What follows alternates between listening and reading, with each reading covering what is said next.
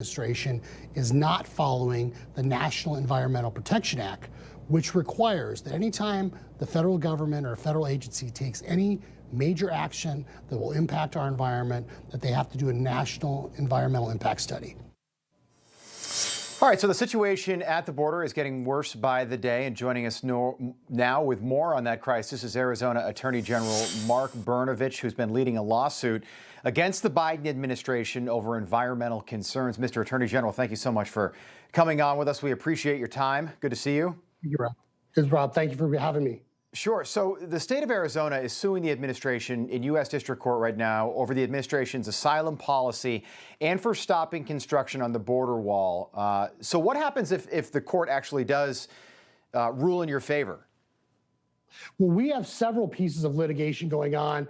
And as you noted, this last lawsuit basically alleges that the Biden administration violated NEPA by stopping boardwalk construction and by rescinding the Remain in Mexico policy. So we are literally asking the federal court to force the Biden administration to continue to build the wall until they have an environmental impact study, and that they make sure that the Remain in Mexico policy stays in effect until they can study the consequences that is having on the environment here in Arizona and in other states. All right, so the left is kind of ridiculing the lawsuit. They think it's a total joke.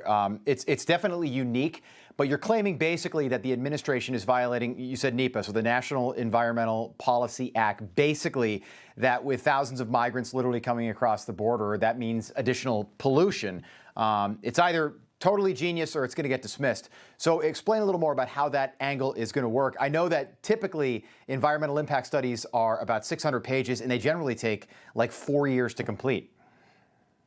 Right. And we know, just, my philosophy on this, Rob, is what's good for the goose is good for the gander. So, throughout the 70s, 80s, 90s, the left used these types of lawsuits to stop development of highways, to development of housing projects, expansion of airports, a whole myriad of things. They destroyed the logging industry in a lot of states by using these types of lawsuits. And so my thought is that, wait a minute, there is an environmental impact happening here in Arizona and other places.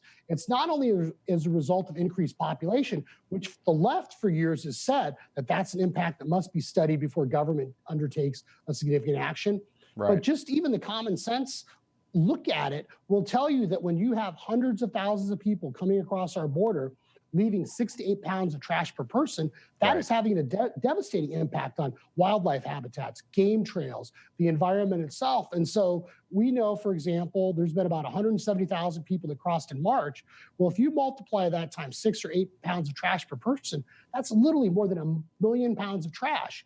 And so if we're talking right now, the estimates are that there will be 2 million people crossing the border this year. That is like the entire state of Nebraska crossing the southern border in just 1 year. And so that obviously has an impact on the environment. And so I say shame on the environmentalists, because they are hypocrites, because if they did care about the environment, they would worry about all these people trampling across the desert, the trash that's being left being a fire hazard, the impact that has on wildlife and game, and the habitat and game trails. And so this is having an impact on the environment. So when the federal government says we're going to rescind the Remain in Mexico policy, and we're going to stop building the wall, that has an impact, and it's not right that the Biden administration can do that. Yeah, I know you sent a letter to the governor expressing all that and actually laying out some of that information and the details there. You've also suggested that Arizona declare a state of emergency and activate the National Guard to the border to provide assistance there. The situation in your state doesn't get as much attention as it does perhaps in Texas. What's the situation like on the southern border in Arizona right now? It's terrible. It's overwhelming. And, there are a lot of politicians, Rob, that talk about this issue, and sometimes they're slow to act and sometimes they don't act at all. But the reality is that this is a national security issue, so we should all care about this border. But as Arizonans, I worry when I hear that there has been a 233% increase in fentanyl coming across the border last month. That should shock all of us, but especially us as Arizonans. When you see these migrant camps and how people are being treated and kids being thrown over the wall, this is America. That's not what we can tolerate. So I have asked, I keep urging the governor, declare a state of emergency, deploy the National Guard. And if he's worried about the Biden administration paying for it or not, I said, send him a bill and I will sue them and make them pay the cost. You think, has the governor responded?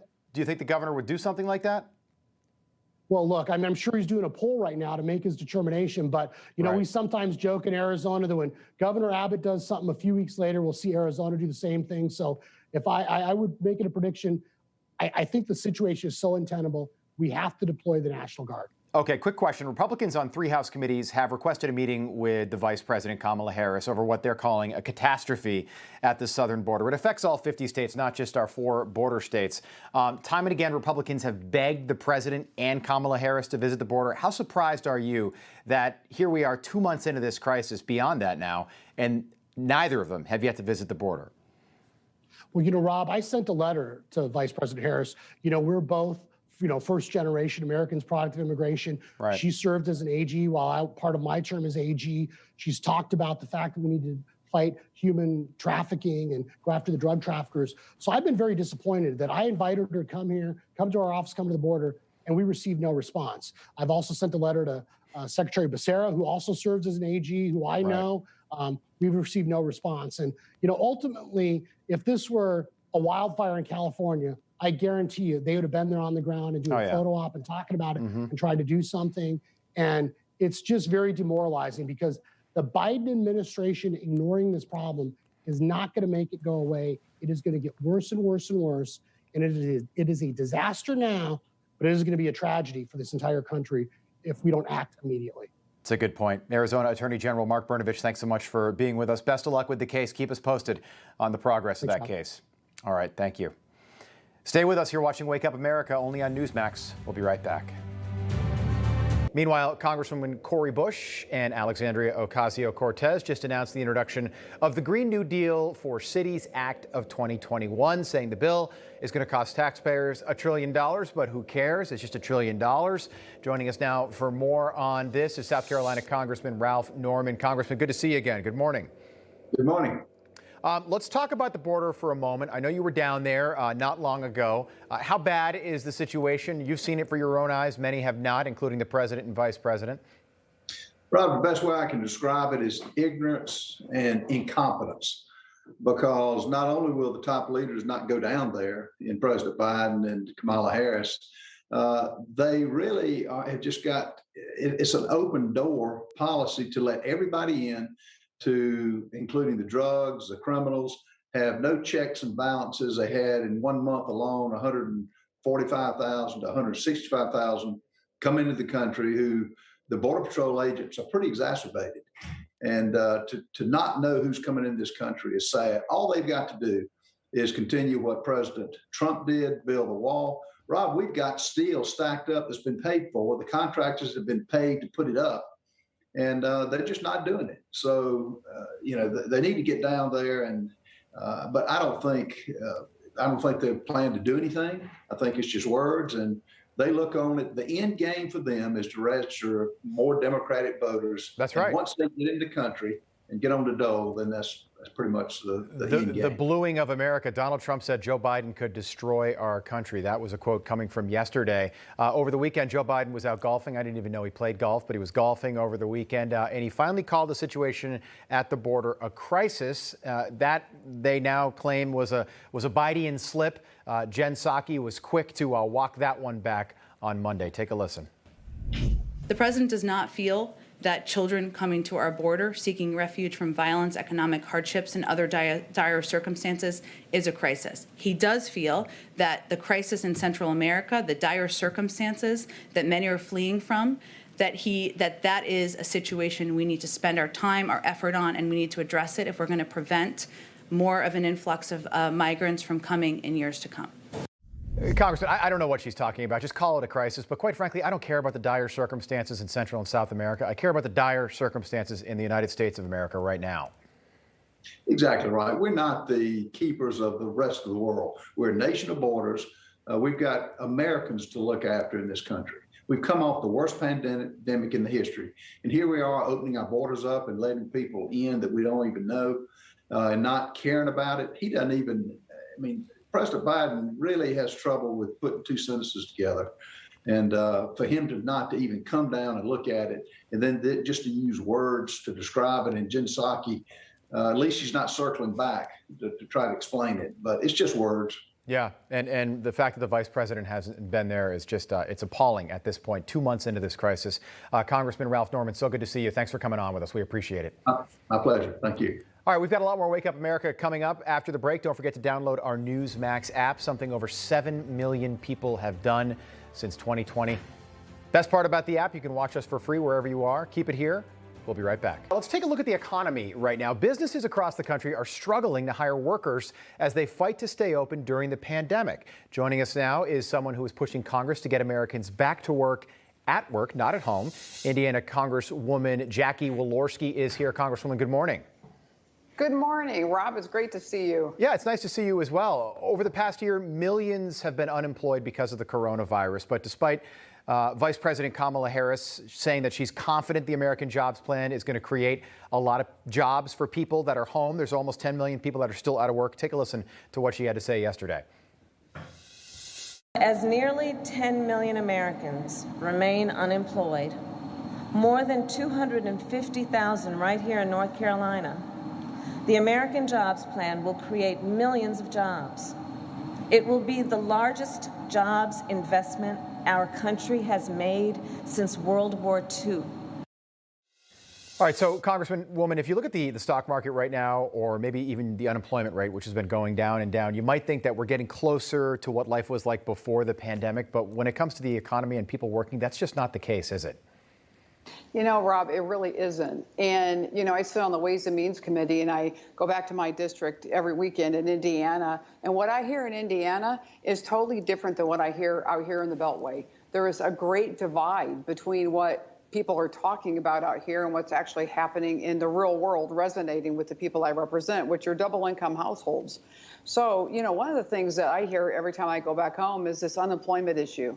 I've got companies that have signs in every single window as you drive through the highways and the roads and streets in my district. They can't hire. They can't even get people to respond to an interview because in Indiana, with the unemployment rate at being $400 a week plus a supplemental unemployment at another $300 a week, you know, $700 per week, $2,800 a month, they're not going to work. Our unemployment rate is below 4%. And if there's anything to get people out of the house, back to work, that's the only thing that will spur this economy. I don't even see where they're talking about additional jobs. If they don't stop paying people to stay home, nobody will be working. And those supply chains that have been absolutely severed and paralyzed are not going to come back by next year because there's nobody to fill the jobs to fix the supply chain. So we're headed for some pretty hard times based upon the spending of what the president and the vice president are doing. Yeah, and that could cripple the economy, what you just said, you know, maybe a year down the road or beyond that. But it's interesting. I think when the pandemic first hit us 13 months ago, everybody knew somebody, I knew somebody that was making more money not working than they were when they were working. And that became commonplace in many respects. There are still 10 million Americans that we know about, by the way, that are unemployed right now. And these are not just restaurant workers and people that work in the tourism industry. Is there a labor shortage crisis right now in America? Well, there is, and I can tell you there's a labor shortage in the Indiana 2nd District in the South Bend area, northern Indiana. You know, we produce the majority of the RVs, boats, trailers, huge production, manufacturing in our district. And, you know, they're looking at literally not being able to have anybody else come in the door. There is nobody left. And so if we don't stop what we're doing and just allow America to come back, open our states up, you know, get coronavirus in the back mirror here so that we can move forward in our country, bring our economy back. And then for those that are pursuing their share of the American dream, it's there and they can do that. They can't do this with the president, vice president, and these liberal left policies on their back. It can't recover with them. They have to change their policies. You know, one of the things that I proposed on the Ways and Means Committee was pay people to go back to work instead of paying them to stay home. Right. Give them a back to work bonus so they can actually take that money, infuse it in their family, and go back to a productive job and get back on their feet so that we can all recover and move forward. Congresswoman, just about 30 seconds left, but the report that you're citing here, so it says that restaurants, hotels, travel, those industries can't find people to fill the jobs. Is it strictly because they're making more money sitting on the couch at home?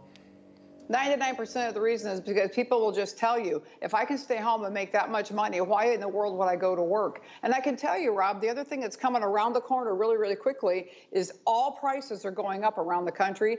Gas, ground beef, eggs, milk. That will hit my district in their left pocket and their right pocket. And at the end of the day, they might be talking about, total recovery out here, but in the real place where we all live, they're going to be taxed out of every pocket they have if these guys continue to pour on the spending.